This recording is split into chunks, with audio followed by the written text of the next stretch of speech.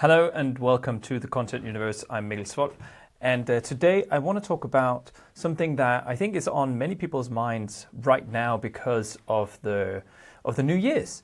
So many people, for the New Year's, it's a time where you consider what you're doing and you want to make changes for the upcoming year. So this will be 2026.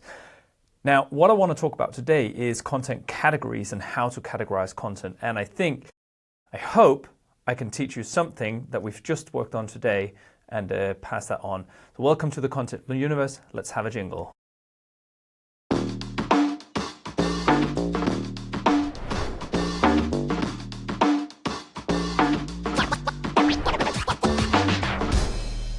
All right, so let's try and dive into it. So what I often see is people, when they post on social media, they tend to post the idea of the day.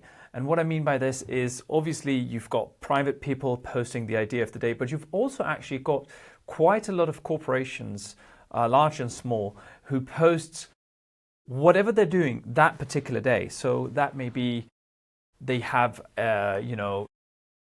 dinner with the crew, or they may be at a workshop, or they just take a random photo at the office, or you visited some client and you want to take a photo together. And by all means, do all of those posts. But when it comes to building thought leadership especially on LinkedIn, I find that these one-off idea of the day kind of posts, they are a little bit insufficient just by themselves. As a company, you would want to go a little bit deeper. You would want to have a harder strategy on what kinds of posts that you produce, and you want to produce posts that you can kind of take a red thread directly up through the marketing strategy up until it hits the actual business strategy. And what I want to propose to you, if you are one of those companies who do the post, idea of the day, or for most it will be the idea of the week, it'll be that one thing that you need to just do. My idea to you would be something as very simple, and I know this may be trivial to many of you, but a lot of you don't do it anyway. So what I would suggest is you choose 3, 5, maybe even categories of posts that you want to produce for your company. And those categories obviously should stem or be a direct derivative from the business strategy. So if you have a strategy of being the cheapest and maybe low budget, you want to post a lot of content on being cheap, on being low budget, on how to save money.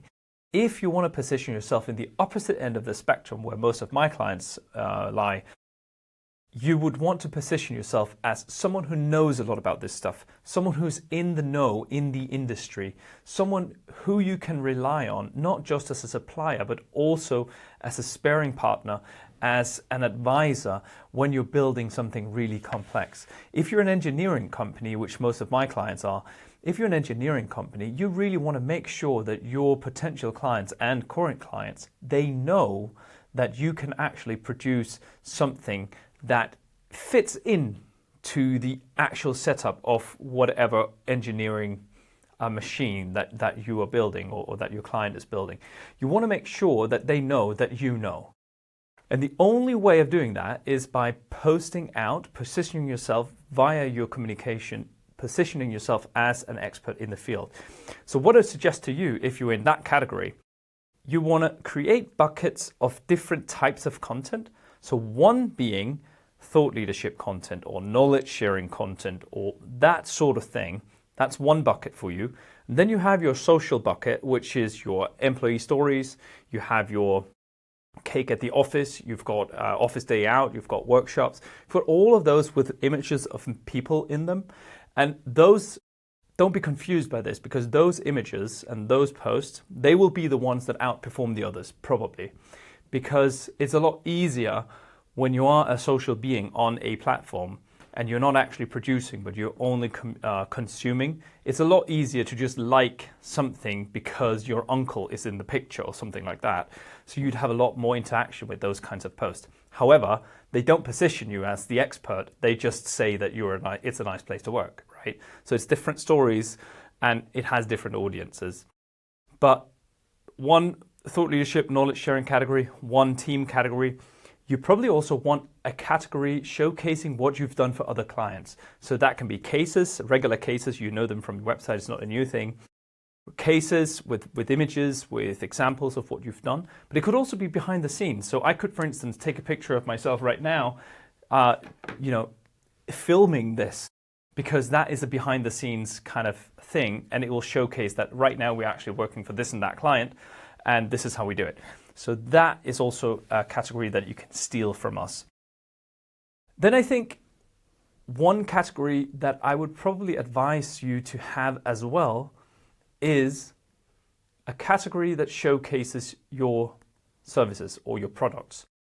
And the reason I'm saying this, because for some companies, this is the only thing they do. For many companies, especially engineering companies, I would say this is the only thing they do.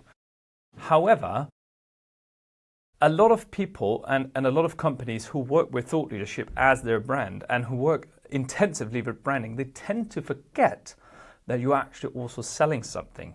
So they tend to only rely on the teams-based, the social posts, and only the knowledge sharing posts. So those two categories solely, and they tend to forget that you also have something you want to sell. And you also want to educate your followers on what it is that you can actually do. And I know this because we've done this ourselves. We've forgotten this ourselves because we've been so obsessed with things like this, things like explaining how it works, helping people to try and work out their way around producing content. We've tried just doing that, and then after a few years, it kind of occurred to us that, hey, we probably want to also tell our audience what it is exactly that we sell, because I don't actually sell what I'm doing right now. I'm not selling doing this video. I'm not earning money doing this video. I earn money from selling marketing, helping marketing departments for producing content for them. That's how I make money. And if you are an advisor company, if you're an engineering company producing stuff, you still need to tell that story. You still need to make sure that they know. And I think a good place to start, if you are a little bit in doubt whether you do enough of that, is try and ask your current clients if they know what you do. Not if they know what they buy from you, but if they know what they could also have bought from you. Do they know your whole package of what you can deliver?